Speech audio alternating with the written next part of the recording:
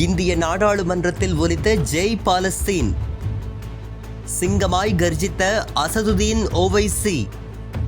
ஜெய் பீம், ஜெய் மீம், ஜெய் தெலங்கானா, ஜெய் பலஸ்தீன், தக்பீர், அல்லாஹு அக்பர். நாடாளுமன்ற உறுப்பினர்கள் பதவியேற்பு நிகழ்ச்சியின் போது நடைபெற்ற ஒரு சம்பவம் ஒட்டுமொத்த உலகத்தின் கவனத்தையும் ஈர்த்துள்ளது.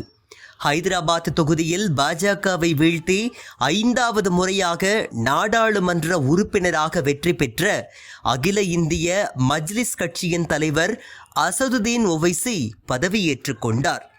அப்போது அவர் விரட்டியடிக்கப்பட்ட சைத்தானின் தீங்கை விட்டு பாதுகாப்பு தேடியவனாக அல்லாவின் திருப்பெயரால் பதவியேற்றுக் கொள்கின்றேன் என்று தொடங்கி ஜெய் பீம், ஜெய் பீம், ஜெய் தெலங்கானா, ஜெய் பாலஸ்தீன் என்று தனது உரையை முடித்துக் கொண்டார்.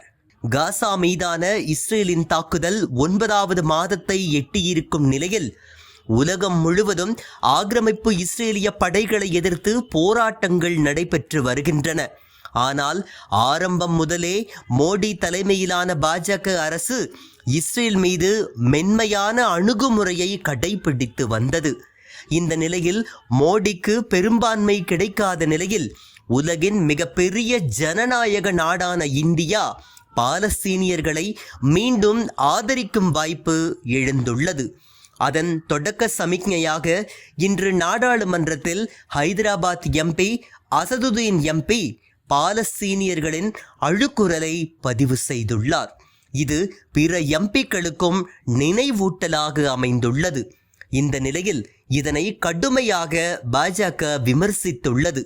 அதே நேரம் வழக்கமான இது போன்ற சந்தர்ப்பங்களில் எதிர்க்கட்சி உறுப்பினர்களை பேசவிடாமல் செய்து அமளி எழுப்பும் பாஜக எம்பிக்கள் இந்த முறை தங்களுக்கு பெரும்பான்மை இல்லை என்பதால் செய்வதறியாமல் அமைதி காத்தது குறிப்பிடத்தக்கது.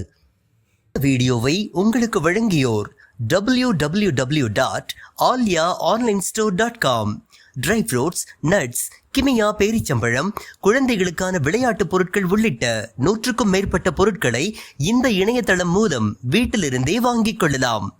மேலும் விவரங்களுக்கு 9080394821 என்ற வாட்ஸ்அப் எண் மூலமாகவும் தொடர்பு கொண்டு பொருட்களை வாங்கலாம்.